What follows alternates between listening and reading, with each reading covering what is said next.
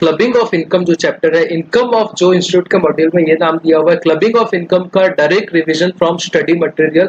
अगर आपको बहुत अच्छे से कंसेप्ट, ये जो वीडियो रहेगा बेसिकली बहुत फास्ट स्पीड पे रहेगा, बहुत फास्ट मतलब आपको समझेगा सब, बट प्रोवाइडेड आपने पहले अच्छे से पढ़ा हुआ रहना चाहिए। हमारी क्लासेस वालों ने बहुत अच्छे से पढ़ा है तो उनको एक बार स्टडी मटेरियल का टूर दे देते हैं कि स्टडी मटेरियल से हम लोग ने जो जो पढ़ा है सब स्टडी मटेरियल में इंक्लूड है कि नहीं है, वो देख लेंगे। बिल्कुल इंक्लूड है, डोंट वरी। ईयरफोन लगा लो कान में और हम लोग एकदम राइड पे जाने वाले हैं। मैं कंसेप्ट्स आपके दिमाग में ड्रिल करता रहूंगा, वापस मतलब रिवाइज कराता रहूंगा, ये हम लोग ने पढ़ा था, ये हम लोग ने पढ़ा था, और आपका एक और बार मल्टीपल रिवीजन में से एक और बार रिवीजन हो जाएगा। तो income of other person included in assessee's total income, मतलब इनकम किसका है, अदर पर्सन का है, कोई और आदमी का इनकम है, किसके अंडर इंक्लूड हो रहा है, असेसी की टोटल इनकम के अंदर इंक्लूड कर रहे हैं। तो ऐसा करेंगे तो क्या बोलेंगे, क्लबिंग बोलेंगे। क्लबिंग का मतलब देखते हैं, पूरा अच्छे से ध्यान से समझो कि क्लबिंग का मतलब क्या होता है। क्लबिंग का मतलब क्या पार्टी वाला क्लबिंग है क्या? बिल्कुल नहीं सर। क्लबिंग का मतलब क्या है पता है? अगर मेरा स्टैंडर्ड एग्जांपल याद रखो, मेरे पास दो इनकम है, एक इनकम फ्रॉम सैलरी है 4 लाख रुपए, इनकम फ्रॉम हाउस प्रॉपर्टी है 4 लाख रुपए, दोनों मिला के कितना हो रहा है, 8 लाख रुपीज हो रहा है। 8 लाख पे अगर मैं टैक्स भरने जाऊंगा, अगर मैं 8 लाख रुपीज पे टैक्स भरूंगा तो मेरे को काफी ज्यादा टैक्स आ जाएगा। करेक्ट है। तो मैं क्या करता हूँ, मेरा जो 4 लाख का हाउस प्रॉपर्टी का इनकम है, मैं क्या दिमाग लगाता हूँ कि मैं अपना हाउस प्रॉपर्टी का इनकम अपनी वाइफ को ट्रांसफर कर देता हूँ जिसका इनकम 0 है।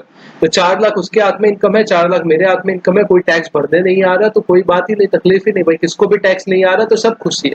पर सब खुश नहीं है, ये केस में गवर्नमेंट दुखी है बिकॉज उनको टैक्स नहीं मिल रहा। तो गवर्नमेंट क्या करेगा, क्लबिंग के प्रोविजन डालेगा कि जो आपकी वाइफ, जो अदर पर्सन है, उसने जो इनकम कमाया है वो आपकी टोटल इनकम के अंदर इंक्लूड होगा। समझ रहे हो अभी वो चैप्टर का मतलब? तो होगा, ठीक है। तो clubbing of income and introduction. Under the income tax act 1961 N assessee is generally tax in respect of his own income. उसको खुद की इनकम के ऊपर टैक्स भरना रहता है। However there are certain cases, कुछ ऐसे केसेस होते हैं जिसमें उसको दूसरे के इनकम के ऊपर भी टैक्स भरना पड़ेगा। वो सेक्शन 60 से लेके 64 तक है।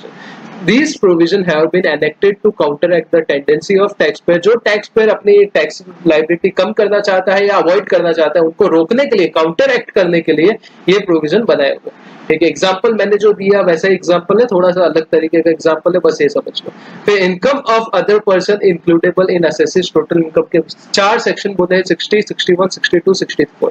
64 में बहुत सारे अलग अलग तरीके के सेक्शन। 64 अपने को सिर्फ इतना याद रखना है, 64 है। 60 क्या होता है? 60 होता है अगर आप अपना इनकम ट्रांसफर कर रहे हो। क्या ट्रांसफर कर रहे हो? इनकम ट्रांसफर कर रहे हो विदाउट ट्रांसफरिंग एसेट। एसेट को ट्रांसफर ना करके सिर्फ इनकम को ट्रांसफर कर रहे हो तो आपका क्या सेक्शन 60 में अट्रैक्ट हो जाएगा। 61, 62, 63 रिवोकेबल ट्रांसफर पे हो जाता है और बाकी सब 64 में आता है। तो अभी आपको याद करो मैंने कैसे आपको पढ़ाया था। मैंने 10 पॉइंट क्लबिंग के पढ़ाए थे। मैंने क्या बोला था, अगर आपको ये 10 पॉइंट आते हैं तो आपको क्लबिंग आता है, अगर 10 पॉइंट नहीं आते तो आपको क्लबिंग नहीं आता। 10 में से कुछ पॉइंट नहीं आते तो क्लबिंग नहीं आता, क्योंकि आप वो एडजस्टमेंट नहीं कर पाओगे अगर कोई दूसरा आ जाएगा। 10 में से पहला पॉइंट कौन सा मैंने पढ़ाया था, अगर माइनर चाइल्ड का इनकम है, तो वापस कराऊंगा अच्छे से, एक बार आपको ओवरव्यू दे रहा हूँ। दूसरा पॉइंट कौन सा था, अगर आप अपना इनकम स्पाउस को ट्रांसफर कर रहे हो। तीसरा पॉइंट क्या था, अगर आप अपना इनकम नहीं, अपना एसेट किसको ट्रांसफर कर रहे हो, स्पाउस को ट्रांसफर कर रहे हो। थर्ड पॉइंट क्या था, अगर अपना एसेट सन्स वाइफ को कर रहे हो। चौथा पॉइंट किसी और आदमी को कर रहे हो फॉर बेनिफिट ऑफ स्पाउस या सन्स वाइफ। ठीक है, 4 पॉइंट हो गए। पांचवा पॉइंट क्या था कि अगर आप अपना, यही वाला पॉइंट था जो इधर दिख रहा है पहला पॉइंट, अगर आप अपना इनकम ट्रांसफर कर रहे हो विदाउट ट्रांसफरिंग एसेट। पांचवा पॉइंट। 6 क्या था, 6 अगर रिवोकेबल ट्रांसफर कर रहे हो, आगे आएगा मतलब बताऊंगा। 7वां पॉइंट क्या था, 7वां पॉइंट था अगर आप एचयूएफ को ट्रांसफर कर रहे हो, अगर आप मेंबर हो और आप एचयूएफ को ट्रांसफर कर रहे हो। 8वां, ये मैं कहीं देख नहीं रहा हूं भाई, याद है आपको भी याद हो जाएगा, बस रिवीजन करते जाओ। 8वां पॉइंट क्या था, अगर आपका कोई भी फॉर्म, कोई भी कंसर्न में क्या सब्सटेंशियल इंटरेस्ट है, मतलब 20% है, उससे ज्यादा शेयर होल्डिंग, और उसमें आप अपने स्पाउस को काम पे लगा के रखा है और वो क्या कर रही है, विदाउट क्वालिफिकेशन या विदाउट टेक्निकल क्वालिफिकेशन क्या रेम्यूनरेशन उठा रही है, तो वो आपके हाथ में क्लब होगा। 9th पॉइंट क्या था, वो गिफ्ट वाला याद करो, ओपनिंग कैपिटल में गिफ्ट। ठीक है। 10th वाला पॉइंट क्या था, क्रॉस ट्रांसफर था, जेठालाल अंजलि भाभी वाला, याद है? हाँ चलिए। Transfer of income without transfer of asset. सबसे पहले क्या, आपने इनकम ट्रांसफर किया without transfer of asset. If any person transfer the income from any asset without transferring the asset itself, asset नहीं ट्रांसफर कर रहे हो, सिर्फ उसका इनकम ट्रांसफर कर रहे हो, such income is to be included in total income of transferor. तो वो ट्रांसफरर के हाथ में इंक्लूड हो जाएगा। समझो एग्जांपल लो, घर वाले एग्जांपल ले लो, मैं स्टैंडर्ड एग्जांपल रखूंगा। मैंने घर ट्रांसफर नहीं किया, उसमें से जो रेंट आ रहा था मैंने क्या बोला, सीधा इसके हाथ में ट्रांसफर कर दो, मतलब जो रेंट मेरे को टेनेंट दे रहा था मैं बोला इसके अकाउंट में डाल दो। तो वो केस में क्या होगा, इनकम भले ही आ किसके अकाउंट में रहा है, मेरे स्पाउस के अकाउंट में आ रहा है, कि आपके अकाउंट में आ रहा है, किसी भी पर्सन के अकाउंट में आ रहा है, पर टैक्सेबल किसके हाथ में होगा, मेरे हाथ में होगा, क्योंकि क्लबिंग का सेक्शन 60 लग जाएगा वहां पर। ठीक है, इट इज इमटेरियल, इससे कोई फर्क नहीं पड़ता whether the transfer is revocable है या इरिवोकेबल। रिवोकेबल का मतलब क्या होता है नीचे अपने को समझना है। And whether it was made before commencement of act और आफ्टर कानून आया उससे पहले का है बाद का है, कुछ फर्क नहीं पड़ता, रिवोकेबल है नहीं है फर्क नहीं पड़ता, हो गया बस हो गया। एग्जाम्पल क्या है, मिस्टर ए कन्फर कर रहा है क्या, right to receive rent, rent receive करना है in respect of his house property to his wife, wife को दे रहा है Mrs A without transferring of house. जो मैंने एग्जांपल दिया वही इन्होंने एग्जांपल दिया। फिर इलस्ट्रेशन हम लोग ने क्लास में बहुत अच्छे से किए हैं, सो टाइम वेस्ट ना करते हुए आगे बढ़ते। सब एक एक इलस्ट्रेशन जितना आपके मॉड्यूल में दिया सब कुछ हो चुका है, अभी तक आप प्रैक्टिस किया नहीं है तो भाई हम लोग ने हर इलस्ट्रेशन बहुत अच्छे से किया, आपको साथ में एक बार खुद से बैठ के सॉल्व करना है, क्लियर हो जाएगा। Income arising from revocable transfer of asset, अगर इनकम अराइजिंग किससे हो रहा है, रिवोकेबल ट्रांसफर, इसमें 61 आएगा, 62 आएगा, 63 आएगा। 61 क्या बोलता है, 61 ये चीज बोलता है कि अगर आप क्या कर रहे हो, ट्रांसफर कर रहे हो रिवोकेबल ट्रांसफर कर रहे हो तो वो आपके हाथ में क्लब होगा ना कि सामने वाले के क्लब में। 62 क्या बोलता है, उसका एक्सेप्शन देता है, और 63 क्या बोलता है, मीनिंग ऑफ रिवोकेबल ट्रांसफर बोलता है। तो transfer is deemed to be revocable. सबसे पहले एक बेसिक भाषा में समझ लो कि क्या होता है revocable transfer.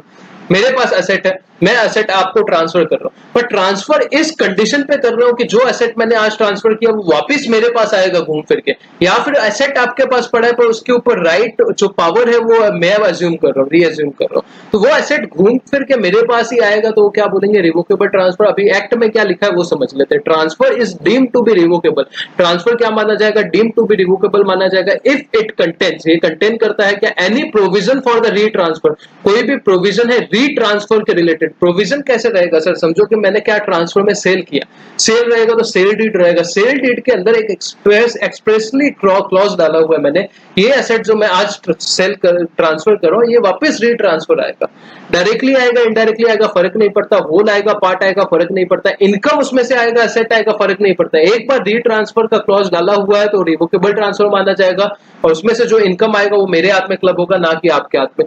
It gives in any way to the transfer, ये क्या ट्रांसफर को कोई भी तरीके से राइट दे रहा है, कैसा राइट दे रहा है, रीअज्यूम पावर करने का, जो एसेट के ऊपर पावर है रीअज्यूम करने का राइट दे रहा है, डायरेक्टली और इनडायरेक्टली फर्क नहीं पड़ता, होल पार्ट फर्क नहीं पड़ता, इनकम के ऊपर है एसेट के ऊपर है फर्क नहीं पड़ता। ठीक है, तो अगर आप रिवोकेबल ट्रांसफर कर रहे हो तो भले ही सामने वाले को ट्रांसफरी जो है, एक ट्रांसफरर होता है एक ट्रांसफरी होता है, ट्रांसफरर वो होता है जो एसेट ट्रांसफर करता है, ट्रांसफरी वो होता है जिसको एसेट मिलता है। भले ही इनकम ट्रांसफरी का अर्न कर रहा है, आपने घर बेचा, घर ट्रांसफर किया, उसमें से रेंट वो कमा रहा है, पर वो क्लब आपके हाथ में होगा। ठीक है, 61 हो गया, 62 हो गया, 63 हो गया। 62 क्या बोलता है, 62 बोलता है भले ही रिवोकेबल ट्रांसफर किया फिर भी क्लबिंग नहीं होगा, उसका एक ही सिनेरियो, इसमें दो दिए हुए, दूसरा कोई काम का नहीं है। पहला ये सामने एक क्राइटेरिया क्या है कि जिसको आपने ट्रांसफर किया उसके लाइफ टाइम तक, मतलब उसका डेथ हो जाता है तब तक रिवोकेबल उसके ट्रांसफर नहीं हुआ, रिवोकेशन नहीं हुआ, तो फिर वो क्लबिंग नहीं होगा। This clubbing provision will operate even if only part of income of the transferred asset had been applied for the benefit of a transferor। भले पार्ट इनकम भी हुआ तो कोई फर्क नहीं पड़ता, once the transfer is। फिर उसके नीचे एक्सेप्शन जो मैंने बोला वही लिखा है। पहला पॉइंट दो केसेस दिए, दूसरा केस मैं क्यों बताऊंगा काम का नहीं है, पहला केस समझ लो। Transfer not revocable during the life time of beneficiary और ट्रांसफर, जिसको आपने एसेट ट्रांसफर किया था उसकी पूरी लाइफ टाइम में रिवोकेशन हुआ नहीं। If there is a transfer by way of trust which is not revocable during the life time of a beneficiary, अगर ट्रस्ट के केस में beneficiary otherwise transfer, the income from transferred asset is not includable in the total income of transferor provided the transferor derives no direct or indirect benefit from such income। ठीक है, ये अगर simple सी बात है, अगर उसकी death हो जाती है और तब तक रिवोकेशन नहीं होता तो भाई वो क्लबिंग के प्रोविजन अप्लाई नहीं होंगे। फिर ट्रांसफर मेड बिफोर 1 अप्रैल 1961, मैंने क्यों बोला काम का नहीं, अगर आपके क्वेश्चन में ऐसा नहीं आएगा कि भाई 1 अप्रैल 1961 से पहले अगर एसेट ट्रांसफर हुआ था और वो 6 साल तक रिवोकेशन नहीं हुआ था, आ गया तो भाई आपके नसीब खराब है, और क्या बोल सकते हो, मैंने बता दिया ये वाला कंडीशन है तो भी वो रिवोकेशन नहीं होगा। फिर थर्ड पॉइंट क्या है, income of other person includable in, इसमें नेक्स्ट पॉइंट क्या है, clubbing of income arising to spouse. Spouse के केस में याद करो दो तरीके की क्लबिंग इन्वॉल्व थे। पहला क्या, अगर आपका कोई कंसर्न में सब्सटेंशियल इंटरेस्ट है, और दूसरा कौन सा था, अगर आपने एसेट ट्रांसफर किया और उसमें से आपने स्पाउस को एसेट ट्रांसफर किया विदाउट कंसिडरेशन या इनएडिक्वेट कंसिडरेशन, और उसमें से इनकम आपकी स्पाउस कमा रही है, क्या कमा रही है, इनकम कमा रही है, और इनकम क्लब किसके हाथ में होगा, आपके हाथ में होगा, आपके स्पाउस के हाथ में नहीं होगा, वो वाला पॉइंट। तो पहला पॉइंट करते हैं इनकम, वो रेम्यूनरेशन वाला। तो रेम्यूनरेशन वाला कहाँ है, ये यहीं पे है। In computing the total income of any individual, all such income which arises directly or indirectly to the spouse of such individual by way of salary, commission, fee, मतलब कोई भी तरीके का रेम्यूनरेशन मिल रहा है, कैश में मिल रहा है, काइंड में मिल रहा है, फर्क नहीं पड़ता, from a concern in which such individual has a substantial interest. तो सब्सटेंशियल इंटरेस्ट का मतलब क्या होता है, अगर कोई कंपनी है तो कंपनी में 20% है, उससे ज्यादा आपकी शेयर होल्डिंग है तो आपका सब्सटेंशियल इंटरेस्ट है। कोई और एंटिटी है तो उसमें 20% है, उससे ज्यादा पीएसआर है, जैसे आपका पार्टनरशिप फॉर्म हो गया, तो आपका सब्सटेंशियल इंटरेस्ट है। यहाँ पे बनाया हुआ है चार्ट अच्छी तरीके से, वेयर कंपनी है तो 20% या उससे ज्यादा वोटिंग पावर या बेनिफिशियली ओन किसके कंपनी में आपने शेयर होल्ड किए हुए, इन अदर केसेस में पीएसआर आपके पास है, प्रॉफिट शेयरिंग से। फिर the term relative in relation to individual means the husband, wife, brother और सिस्टर और एनी लीनियर असेंडेंट और लीनियर डिसेंडेंट की बात हो रही है, ठीक है। रेम्यूनरेशन कैश और काइंड सब्सटेंशियली इंक्लूडेड, ठीक है।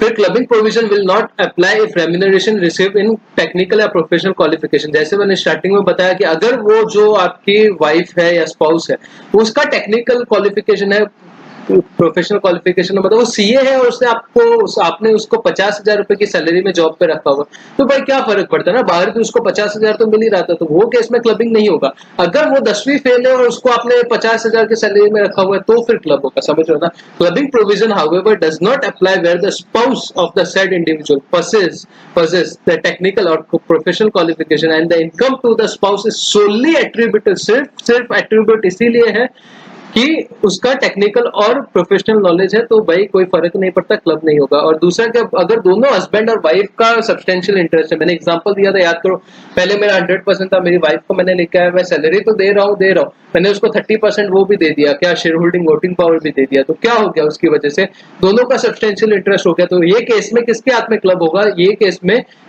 जिसका इनकम ज्यादा होगा उसके हाथ में क्लब होगा, जिसका इनकम ज्यादा होगा उसके हाथ में क्लब होगा। और एक बार जिसके हाथ में क्लब होगा लाइफ टाइम उसी के हाथ में क्लब होगा। अगर असेसिंग ऑफिसर चाहता है कि दूसरे के हाथ में क्लब हो तो वो reasonable opportunity of being heard देगा, ठीक है, जो आपके मॉड्यूल में नहीं लिखा, सीएस के मॉड्यूल में लिखा।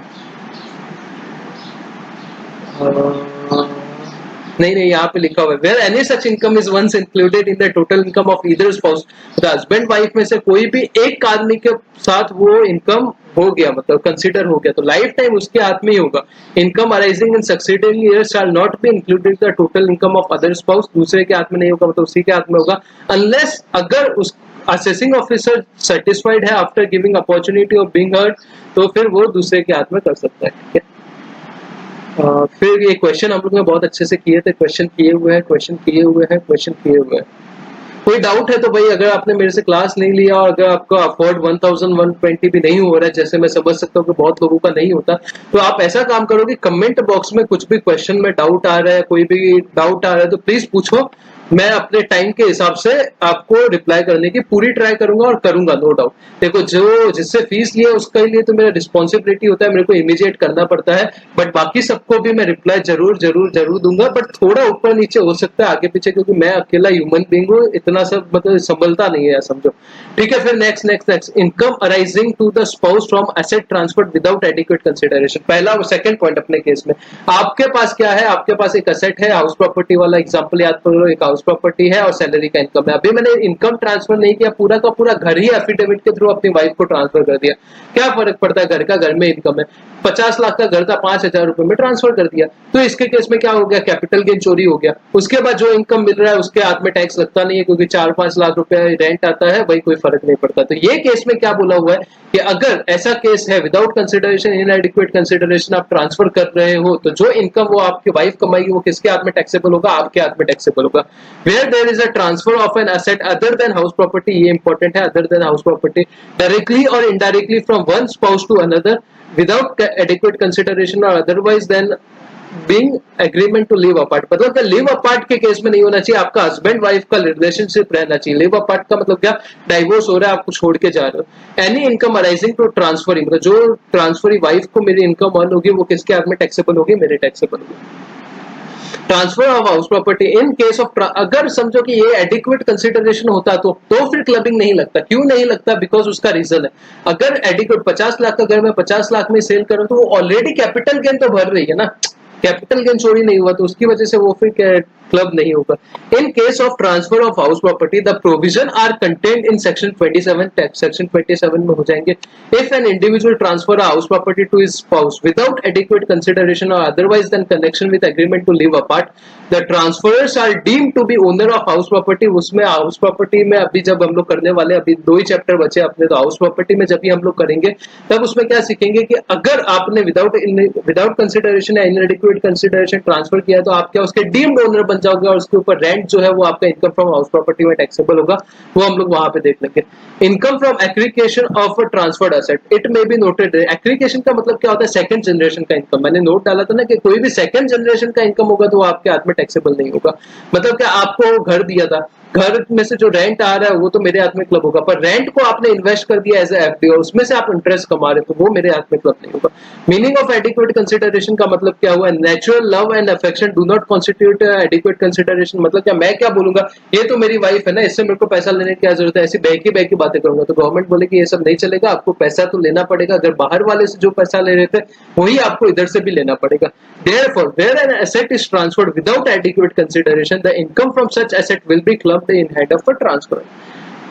ठीक है, फिर ट्रांसफर्ड एसेट अगर बिजनेस में इन्वेस्ट कर दिया तो क्या होगा, अगर वो वाला याद रखो, याद करो, पीछे जाओ थोड़ा, पीछे 9th पॉइंट याद करो। 9th पॉइंट में हम लोग ने क्या सीखा था, अगर हम लोग ने क्या किया, एसेट ट्रांसफर किया है और उसने क्या अपने बिजनेस में यूज कर लिया तो ओपनिंग कैपिटल में अगर वो इंक्लूड है, अगर वो ओपनिंग कैपिटल में इंक्लूड है तो प्रोपोर्शनेट प्रॉफिट जो रहेगा वो मेरे हाथ में भी क्लब होगा। कैसे, फॉर्मूला सिंपल था, प्रॉफिट ले लो, मल्टीप्लाई बाय कर लो, क्या मल्टीप्लाई बाय क्या करना था, गिफ्ट कर देना था जितना आपने एसेट ट्रांसफर किया, डिवाइड बाय क्या था, ओपनिंग कैपिटल था, जो आपका अमाउंट आ रहा है वो मेरे हाथ में क्लब होगा, बचा हुआ प्रॉफिट मेरी वाइफ के हाथ में टैक्सेबल होगा। बट इंपॉर्टेंट कैच क्या है इसमें, सबसे इंपॉर्टेंट कैच कि वो ओपनिंग कैपिटल में इंक्लूड हुआ रहना चाहिए, ओपनिंग कैपिटल में इंक्लूड हुआ रहना चाहिए। फिर इलस्ट्रेशन 5 ठीक है, हम लोग ने क्वेश्चन सब सॉल्व कर लिए तो डबल टाइम वेस्ट करके कोई मतलब नहीं है।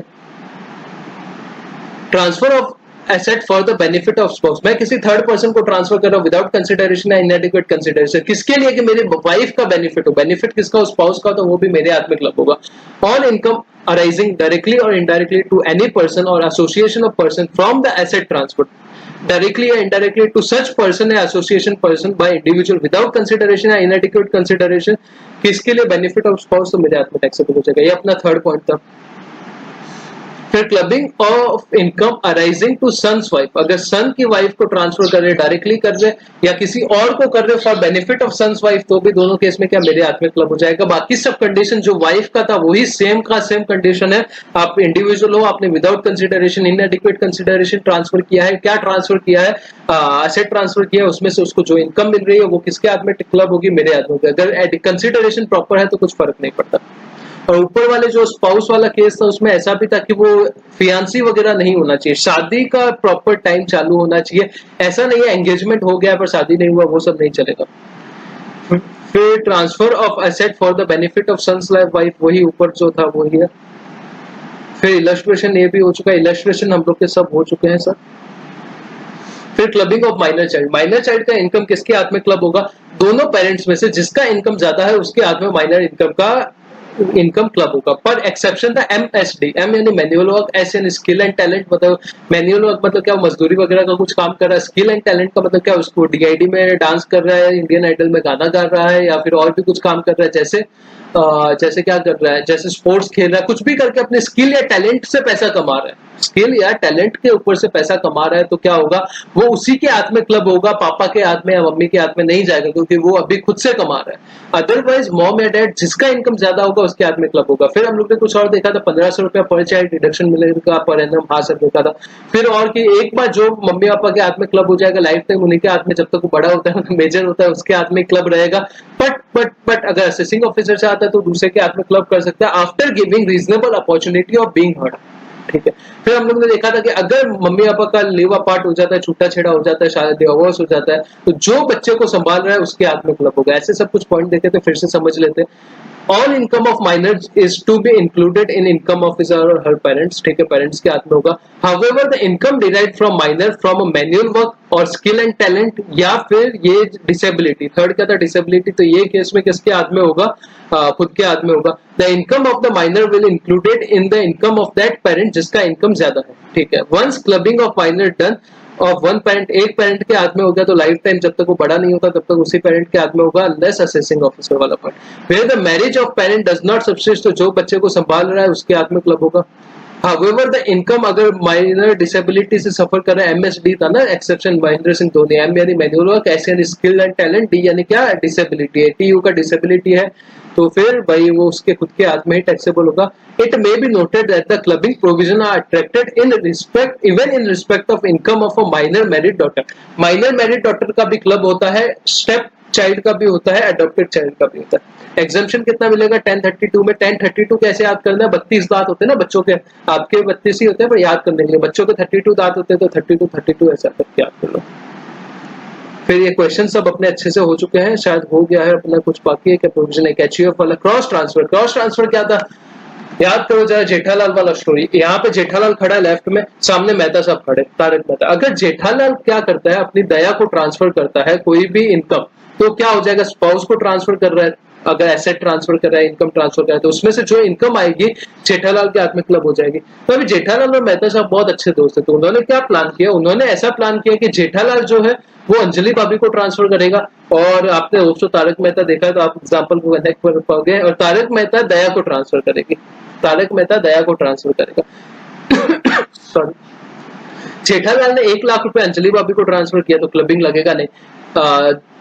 तारक मेहता ने दया को 1 लाख रुपए ट्रांसफर किया, दोनों ने 10% के हिसाब से एफडी में इन्वेस्ट कर दिया, तो दोनों को 10-10 हजार रुपए इनकम हो गया। अभी ये लोग मस्त खुश है कि भाई किसी को टैक्स लगा नहीं, अपना काम बन गया। तो गवर्नमेंट बोली हम लोग को पागल समझाएगा तुम लोग ने, गवर्नमेंट बोले कि ये क्रॉस ट्रांसफर में आएगा, ये एक केस लॉ है सुप्रीम कोर्ट का, केशव जी मोरारजी करके, याद हो सके तो याद कर लीजिएगा। उसमें क्या बोला है कि भाई ऐसा कुछ केस अपन तुम लोग क्रॉस ट्रांसफर कर रहे हो तो जिसने ट्रांसफर किया था उसी के हाथ में वो टैक्सेबल होगा। जैसे दया का इनकम किसके हाथ में, जेठालाल के हाथ में क्लब होगा, और अंजलि का इनकम तारक मेहता के हाथ में क्लब होगा। इन केस ऑफ क्रॉस, अभी ऐसे मॉड्यूल से ऐसे ही समझा सकते हैं, हमने नोट्स से बहुत अच्छे से किया, आपको समझ गया रहेगा, पूरा क्लियर है, no doubt. In the case of cross transfer also, example of making gift of ₹50,000 to wife of his brother. Mister A क्या कर रहा है, मिस्टर ए मतलब जेठालाल, जेठालाल मिस्टर बी की वाइफ मतलब अंजलि भाभी को क्या कर रहा है, गिफ्ट दे रहा है 50,000 का फॉर घर परचेज करने के लिए। साइमल्टेनियसली मिस्टर बी मतलब कौन हो गया, तारक मेहता, वो क्या कर रहा है, मिसेस ए को दे रहा है, मतलब माइनर सन ऑफ मतलब टप्पू को गिफ्ट कर रहा है, क्या 50,000 की शेयर्स ट्रांसफर कर रहा है, मतलब क्या क्रॉस ट्रांसफर है।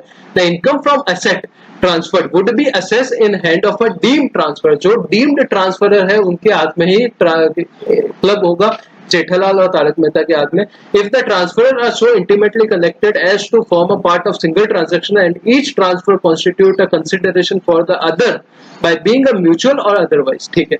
Thus in the instant case the transfers have been made by A to B to the person who are not their spouse or minor child, so circumvent the provision of this section showing that the such transfer consideration for each other। ये सब छोड़ो ना भाई, ऐसा exam में लिखोगे क्या तुम लोग, जो अपना लिखा समझाया था उस हिसाब से याद रखो। ये केशव जी मोरारजी के केस लॉ का डिटेल मैंने रेड कलर में उधर लिखा हुआ है, वो याद कर लेना, बस उतना ही इंपॉर्टेंट है। बाकी अपने को आंसर कैसे लिखना है पता है, सबसे पहले फैक्ट ऑफ द केस, फिर प्रोविजन ऑफ द लॉ, फिर उसका दोनों का मिक्स करके लिखना है, और चौथा में कंक्लूजन लिखना है। ये वाला याद रखना है। सुप्रीम कोर्ट ने बोला था केशव जी मोरारजी के केस में, ऑब्जर्व किया था, इफ टू ट्रांजैक्शन, अगर दो ट्रांजैक्शन जो इंटरकनेक्टेड है और part of the same transaction है, इंटरकनेक्टेड और पार्ट ऑफ एक ही ट्रांजैक्शन के दो पार्ट है, इन सच अ वे दैट, वो वे में that it can be said, कि ये बोला जा सकता है कि एक सर्कुलर मेथड अडॉप्ट किया है किसके लिए, टैक्स इवेजन के लिए, तो क्लबिंग के प्रोविजन लग जाएंगे। ठीक है, अपना क्रॉस ट्रांसफर मैं फटाफट रिवाइज करा रहा हूँ, मुझे पता है, पर हम लोग ने क्लास में 5-5 बार इसका वो रिवीजन किया हुआ है और आपको सब चीजें याद आ रही है, मुझे पता है। अभी लास्ट पॉइंट आ जाता है कि अगर आपने एचयूएफ में ट्रांसफर किया है, क्या ट्रांसफर किया है, एचयूएफ को ट्रांसफर किया है, अगर कोई प्रॉपर्टी, आप एचयूएफ के मेंबर हो, आपने अपना प्रॉपर्टी एचयूएफ को, सेल्फ एक्वायर्ड प्रॉपर्टी ट्रांसफर किया एचयूएफ को विदाउट कंसिडरेशन या इनएडिक्वेट कंसिडरेशन, तो जो एचयूएफ उसमें से इनकम कमाएगा वो किसके हाथ में क्लब होगा, आपके हाथ में क्लब होगा। डन।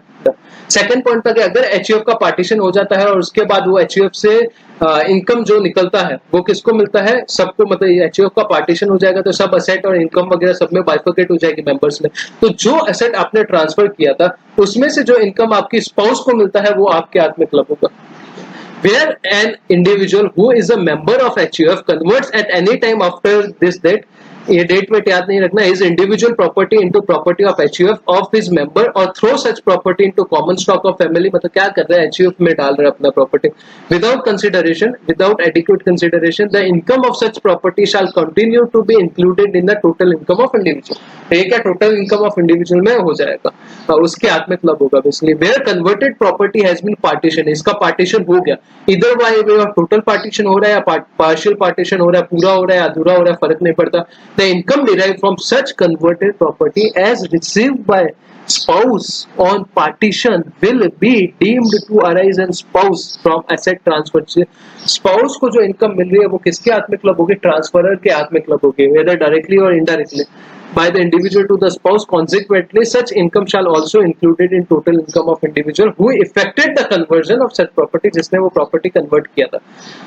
फिर where income from such converted property is included in the total income of an individual under section 64, it will be excluded from the total income of the family। तो फिर क्या total income of family से exclude हो जाएगा और spouse और individual पे, ठीक है। फिर इनकम इंक्लूड लॉस, जो इनकम का क्लबिंग होगा उसी हिसाब से अगर कुछ लॉस होता है तो लॉस का भी क्लबिंग होगा, क्योंकि इनकम के डेफिनेशन में लॉस भी आता है, ये ऐसा एक्सप्लेनेशन 2 ऑफ सेक्शन 64 होता है। Income would include loss also accordingly where the specified income to the included in the total income of the individual is a loss, such loss will also be taken into account while computing the total income। जब अपन computation करेंगे तो जो loss का है उसका भी effect आपको income में लेना पड़ेगा। फिर डिस्टिंक्शन क्या है 61 और 64 में, 61 क्या बोलता था, रिवोकेबल ट्रांसफर बोलता था, 64 में रिवोकेबल भी आता है, इरिवोकेबल भी आता है। और अपने एमसीक्यूज क्वेश्चन सब अपने कवर्ड है, तो अपना एक बार का क्लबिंग का फिर एक बार रिवीजन हो गया। ये तो बहुत सुपर फास्ट था, बट ये जस्ट ये बताने के लिए था कि अपना स्टडी मटेरियल हमने पूरा क्लास में कवर कर दिया है। Thanks a lot for watching, God bless you, stay safe, stay healthy, take care, God bless you, bye bye.